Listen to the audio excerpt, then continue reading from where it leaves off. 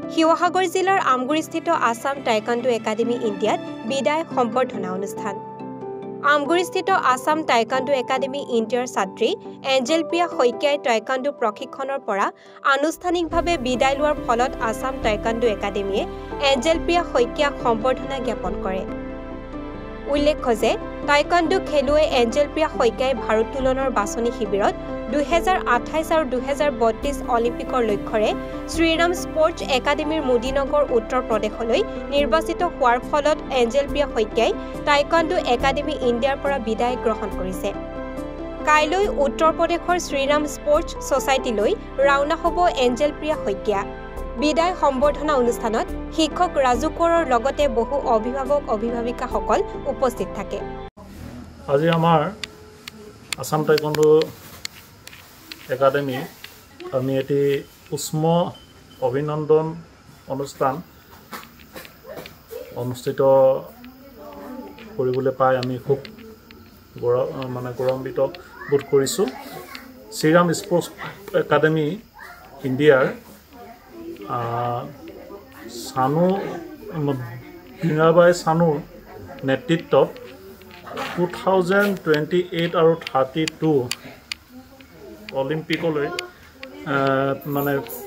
Preparation কেম্পৰ কাৰণে যি টেলেণ্ট হাণ্ট তেওঁলোকৰ যি প্ৰচেছ চলি আছে নৰ্থ ইষ্টত, সেই টেলেণ্ট হাণ্ট প্ৰচেছ চিলেকশ্যন প্ৰচেছত আমাৰ একাডেমীৰ আমাৰ Angel Priya Saikia black belt second dan, তেওঁ ষ্টেট চেম্পিয়ন, নেশ্যনেল মেডেলিষ্ট আৰু India book of record holder.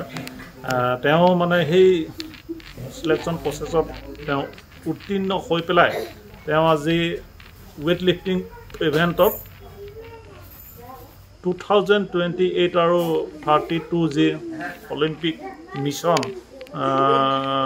Shriram চাই স্পৰ্টছ একাডেমি তাত তেওঁ নাম ভৰ্তি কৰিবলৈ সক্ষম হ'ল।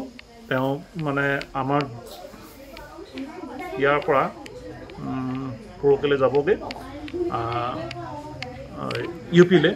আমি সকলো আমাৰ আসাম টাইকাণ্ডো একাডেমি পৰিয়ালবৰ্গৰ তৰফৰ পৰা তেওঁক আজি আমি উষ্ম অভিনন্দন আৰু আমি পৰমেশ্বৰৰ ওচৰত প্ৰাৰ্থনা কৰিছোঁ যাতে তেওঁ সপোনবিলাক যি অলিম্পিকৰ সপোন লৈ তেওঁ তালৈ গৈছে, এই সপোন যাতে বাস্তৱত পৰিণত হয়।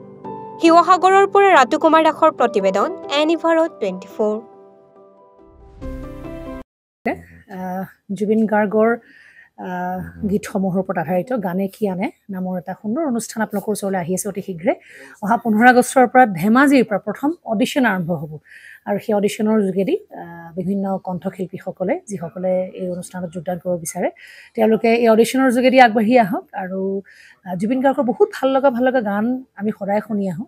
আৰু আপোনালোকৰ যদি ভাল লগা গান থাকে জুবিন গাৰ্গৰ আপোনালোকে গাই ভাল পায় তেন্তে অডিশ্যনত যোগদান কৰক। মোৰ ফালৰ পৰা আন্তৰিক শুভকামনা থাকিল এই সম্পূৰ্ণ অনুষ্ঠানটোলৈ। ধন্যবাদ।